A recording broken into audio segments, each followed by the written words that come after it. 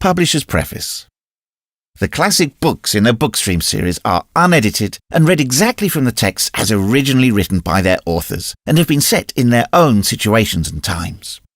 Therefore, some words and phrases may seem out of place or almost offensive today. Fortunately, though, language changes, as do customs and political regimes. And so, we trust that you, the listener, will understand all the language and contents of these books in the sense and setting in which they were first put to paper. Jack London, Ya Ya Ya, narrated by Alan Montero.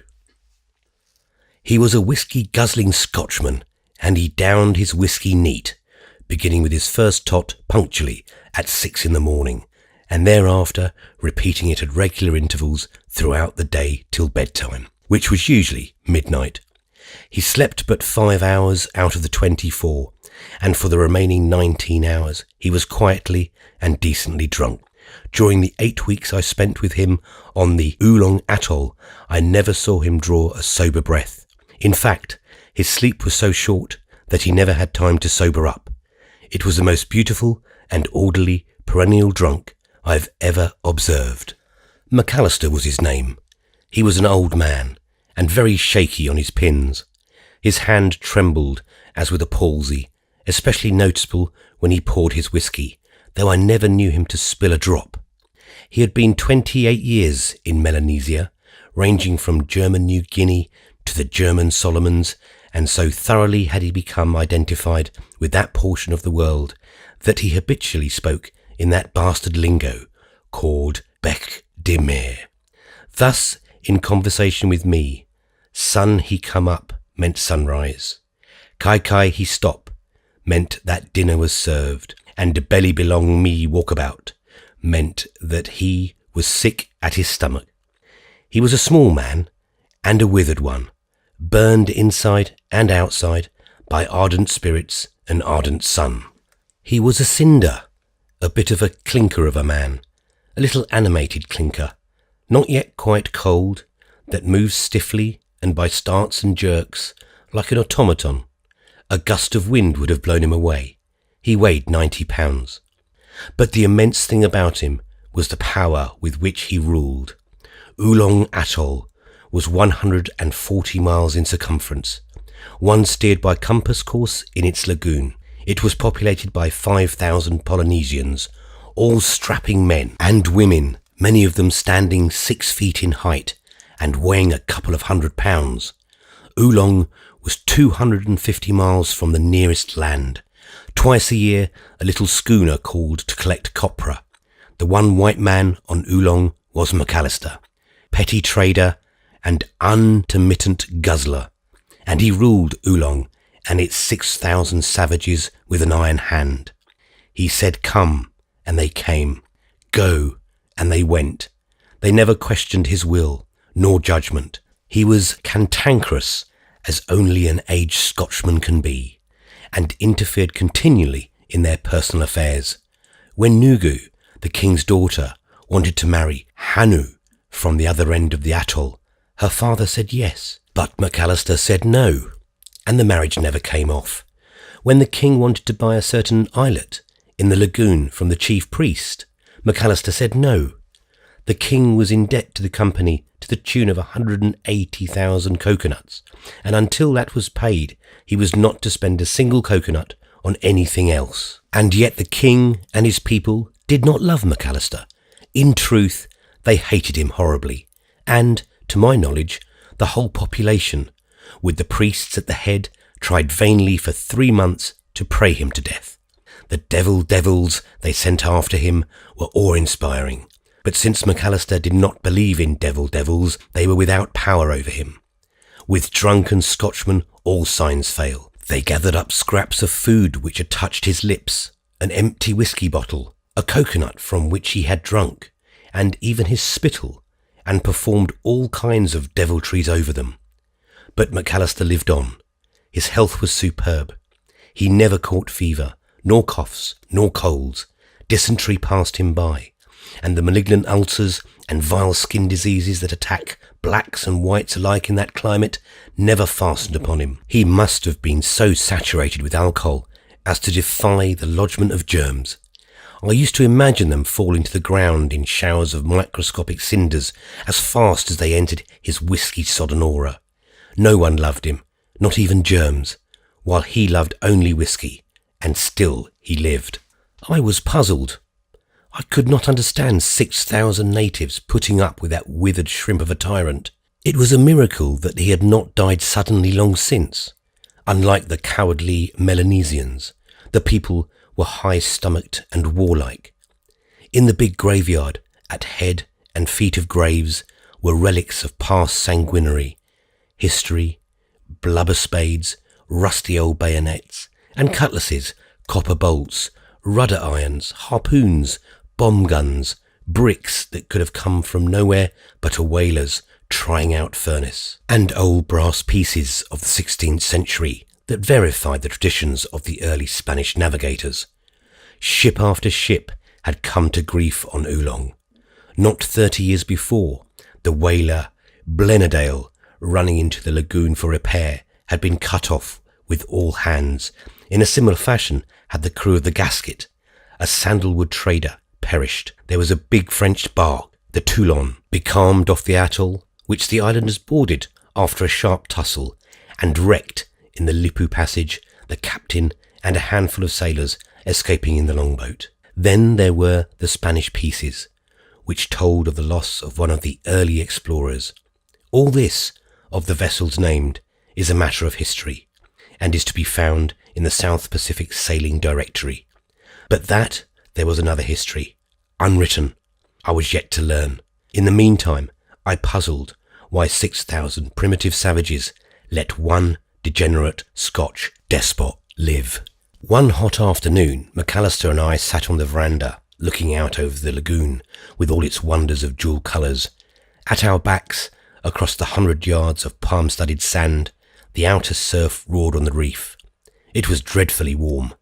We were in 4 degrees south latitude, and the sun was directly overhead, having crossed the line a few days before on its journey south. There was no wind, not even a cat's paw. The season of the southeast trade was drawing to an early close, and the northwest monsoon had not yet begun to blow. "They can't dance worth a damn," said McAllister.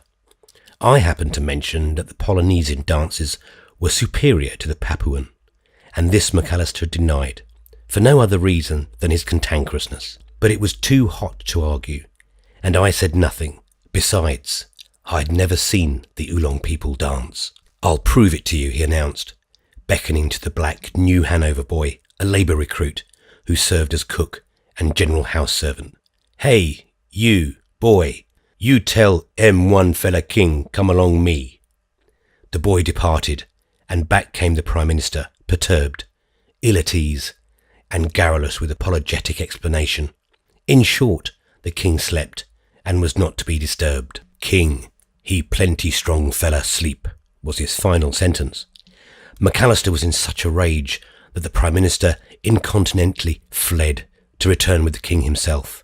They were a magnificent pair, the king especially, who must have been all of 6 feet 3 inches in height. His features had the eagle-like quality that is so frequently found in those of the North American Indian. He had been moulded and born to rule.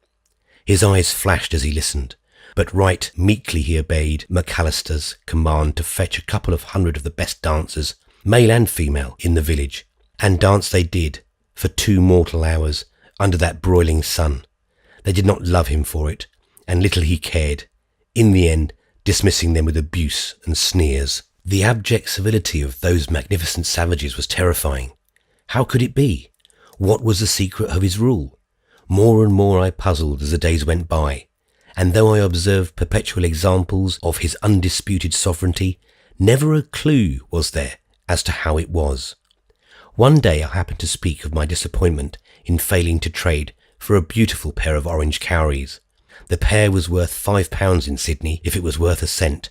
I had offered 200 sticks of tobacco to the owner, who had held out for 300. When I casually mentioned the situation, McAllister immediately sent for the man, took the shells from him, and turned them over to me.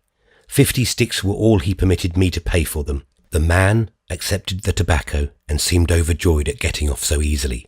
As for me, I resolved to keep a bridle on my tongue in the future. And still I mulled over the secret of McAllister's power. I even went to the extent of asking him directly, but all he did was to cock one eye, look wise, and take another drink. One night I was out fishing in the lagoon with Oti, the man who had been mulcted of the cowries. Privily, I made up to him an additional 150 sticks, and he had come to regard me with a respect that was almost veneration, which was curious, seeing that he was an old man, twice my age at least. "What name you fella Kanaka all the same pickaninny?" I began on him. "This fella trader, he one fella. You fella Kanaka plenty fella, too much. You fella Kanaka just like dog. Plenty fright along that fella trader. He no eat you fella. He no get teeth along him. What name you too much fright? Suppose plenty fella Kanaka kill him?" he asked. "He die," I retorted. "You fella Kanaka kill plenty fella white man long time before. What name you fright this fella white man?" "Yes, we kill 'em plenty," was his answer. "My word, any amount. Long time before, one time, me young fella too much. One big fella ship he stood outside, wind he no blow. Plenty fella Kanaka we get 'em, canoe, plenty fella canoe. We go catch 'em that fella ship. My word, we catch 'em big fella flight. 2, 3, white men shoot like hell. We no fright. We come alongside. We go upside, plenty fella. Maybe I think 10, 50, 500. One fella, white Mary woman, belong that fella ship. Never before I see white Mary. Blime, by plenty white man finish. One fella skipper, he no die. 5 fella, 6 fella, white man no die. Skipper he sing out. Some fella white man he fight. Some fella white man he lower away boat. After that, all together over the side they go. Skipper he sling white Mary down. After that they washy. Strong fella plenty too much. Father belong me. That time he strong fella. He throw one fella spear. That fella spear he go in one side, that white Mary. He no stop, my word. He go out other side, that fella Mary. She finish. Me no fright. Plenty Kanaka, too much, no fright. Old Oti's pride had been touched, for he suddenly stripped down his lava and showed me the unmistakable scar of a bullet. Before I could speak, his line ran out suddenly. He checked it and attempted to haul in, but found that the fish had run around a coral branch. Casting a look of reproach at me for having beguiled him from his watchfulness, he went over the side, feet first, turning over after he got under and following his line down to the bottom. The water was 10 fathoms. I leaned over and watched the play of his feet growing dim and dimmer as they stirred the wan phosphorescence into ghostly fires. 10 fathoms, 60 feet. It was nothing to him, an old man, compared with the value of a hook and line. After what seemed like 5 minutes, though it could not have been more than a minute, I saw him flaming whitely upward. He broke surface and dropped a 10-pound rock cod into the canoe, the line and hook intact, the latter still fast in the fish's mouth. "It may be," I said remorselessly. "You no fright long ago. You plenty fright now along that fella trader." "Yes, plenty fright," he confessed, with an air of dismissing the subject. For half an hour we pulled up our lines and flung them out in silence. Then small fish sharks began to bite, and after losing a hook apiece, we hauled in and waited for the sharks to go their way. "I speak you true," Oti broke into speech. "Then you save we fright now."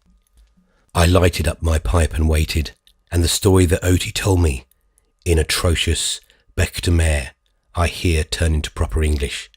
Otherwise, in spirit and order of narrative, the tale is as it fell from Oti's lips.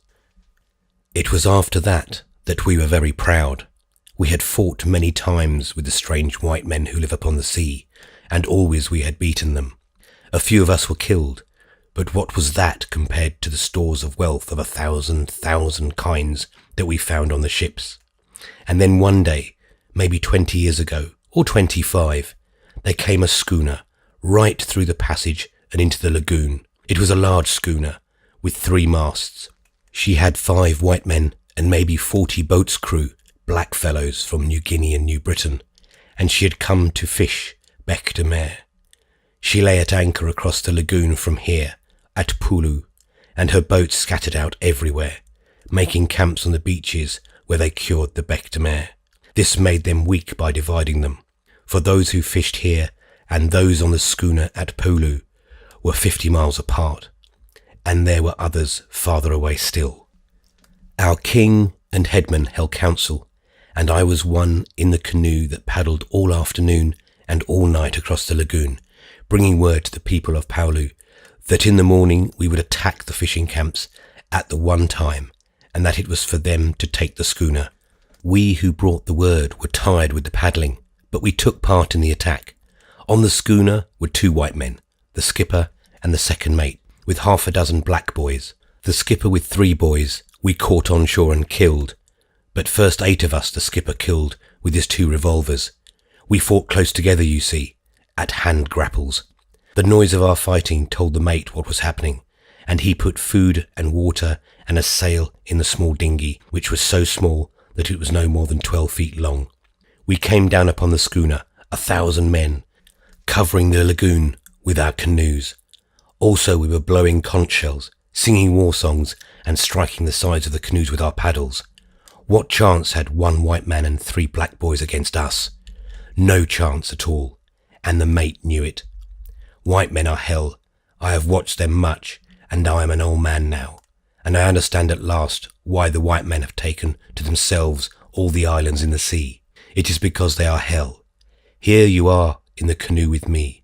You are hardly more than a boy. You are not wise, for each day I tell you many things you do not know. When I was a little pickaninny, I knew more about fish and the ways of fish than you know now.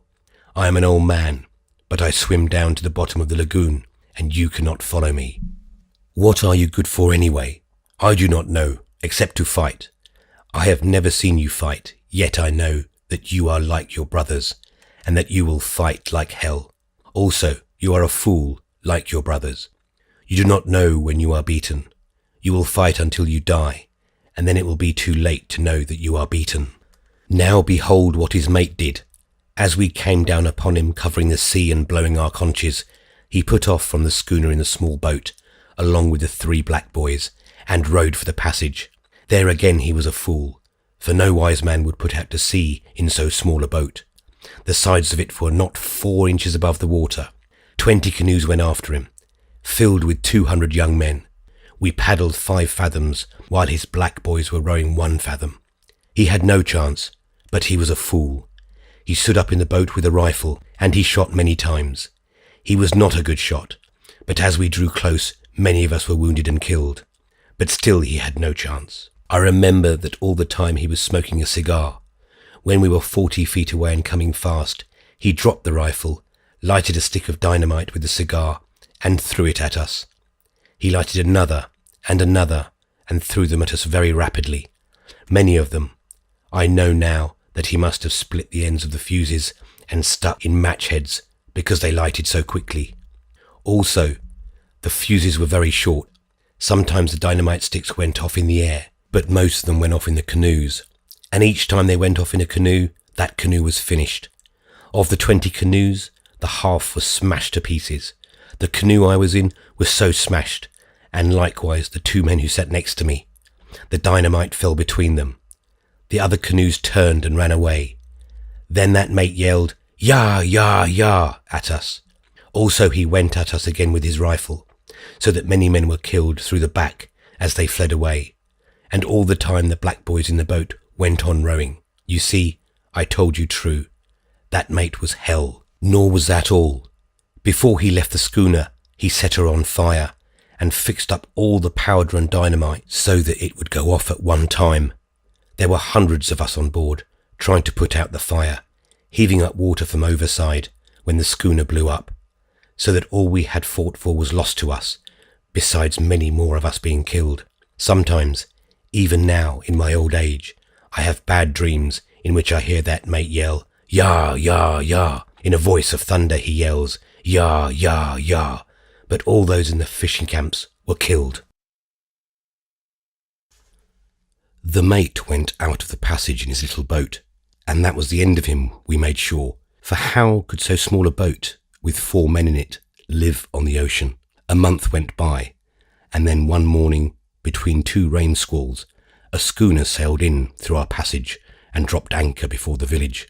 The king and the headman made big talk, and it was agreed that we would take the schooner in 2 or 3 days. In the meantime, as it was our custom always to appear friendly, we went off to her in canoes, bringing strings of coconuts, fowls and pigs to trade. But when we were alongside, many canoes of us, the men on board began to shoot us with rifles. As we paddled away, I saw the mate who had gone to sea in the little boat spring upon the rail and dance and yell, "Yah, yah, yah!" That afternoon they landed from the schooner in 3 small boats filled with white men. They went right through the village, shooting every man they saw. Also they shot the fowls and pigs. We who were not killed got away in canoes and paddled out into the lagoon. Looking back, we could see all the houses on fire. Later in the afternoon we saw many canoes coming from Nihi, which is the village near the Nihi Passage in the northeast. They were all that were left, and like us, their village had been burned by a second schooner that had come through the Nihi Passage. We stood on in the darkness to the westward for Paulu, but in the middle of the night we heard women wailing, and then we ran into the big fleet of canoes. They were all that were left of Paulu, which likewise was in ashes, for a 3rd schooner had come in through the Paulu Passage. You see, that mate, with his black boys, had not been drowned. He had made the Solomon Islands, and there told his brothers of what we had done in Oolong. And all his brothers had said they would come and punish us, and they were there, in the 3 schooners, and our 3 villages were wiped out. And what was there for us to do? In the morning the 2 schooners from windward sailed down upon us in the middle of the lagoon. The trade wind was blowing fresh, and by scores of canoes they ran us down, and the rifles never ceased talking. We scattered like flying fish before the bonita, and there were so many of us that we escaped by thousands, this way and that, to the islands on the rim of the atoll. And thereafter the schooners hunted us up and down the lagoon. In the night time we slipped past them, but the next day, or in 2 days, or 3 days, the schooners would be coming back, hunting us towards the other end of the lagoon. And so it went. We no longer counted or remembered our dead. True, we were many, and they were few, but what could we do? I was in one of the 20 canoes filled with men who were not afraid to die. We attacked the smallest schooner. They shot us down in heaps. They threw dynamite into the canoes, and when the dynamite gave out, they threw hot water down upon us, and the rifles never ceased talking. And those whose canoes were smashed were shot as they swam away. And the mate danced up and down upon the cabin top and yelled, "Yah, yah, yah." Every house on every smallest island was burnt. Not a pig nor a fowl was left alive. Our wells were defiled with the bodies of the slain, or else heaped high with coral rock. We were 25,000 on Oolong before the 3 schooners came. Today we are 5,000. After the schooners left, we were but 3,000, as you shall see. At last the 3 schooners grew tired of chasing us back and forth, so they went, the 3 of them, to Nihi in the northeast, and then they drove us steadily to the west. Their 9 boats were in the water as well. They beat up every island as they moved along. They drove us day by day, and every night the 3 schooners and the 9 boats made a chain of watchfulness that stretched across the lagoon from rim to rim, so that we could not escape back. They could not drive us forever that way, for the lagoon was only so large, and at last all of us that yet lived were driven upon the last sandbank to the west. Beyond lay the open sea. There were 10,000 of us, and we covered the sandbank from the lagoon edge to the pounding surf on the other side. No one could lie down. There was no room. We stood hip to hip and shoulder to shoulder. 2 days they kept us there, and the mate would climb up in the rigging to mock us and yell, "Yah, yah, yah," till we were well sorry that we had ever harmed him or his schooner a month before.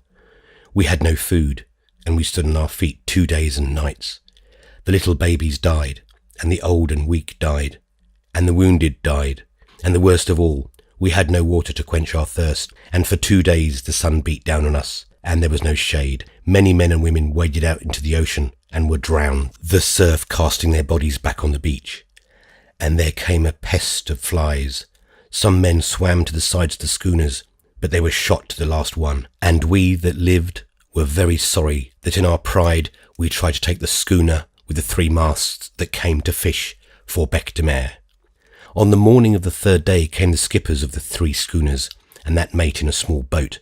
They carried rifles, all of them, and revolvers, and they made talk.